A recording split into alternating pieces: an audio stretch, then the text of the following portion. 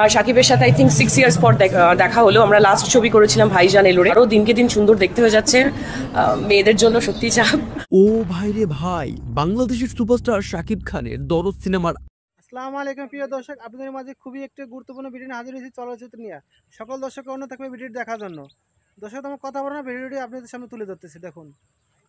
আয়ের রেকর্ড দেখে মুগ্ধ হয়েছেন কলকাতার জনপ্রিয় অভিনেত্রী শ্রাবন্তী চ্যাটার্জি। প্রিয় দর্শক, বাংলাদেশের সুপারস্টার শাকিব খানের আলোচিত সিনেমা দরদ মুক্তির পর থেকেই বক্স অফিসে ঝড় তুলেছে।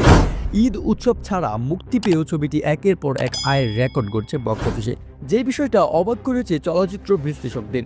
শাকিব খানের ভক্তরাও অবাক উদ্দীপনায় ভাসছেন এই সাফল্যে। দ্যাটস ওয়াই শাকিব খানের এই সাফল্যে মুগ্ধ হয়েছেন ওপার বাংলার জনপ্রিয় অভিনেত্রী শ্রাবন্তী চ্যাটার্জি। এক সাক্ষাৎকারে তিনি বলেন, শাকিব খানের কাজ সবসময় অসাধারণ। দরদ সিনেমায় তার সাফল্যে আমি ভীষণ খুশি।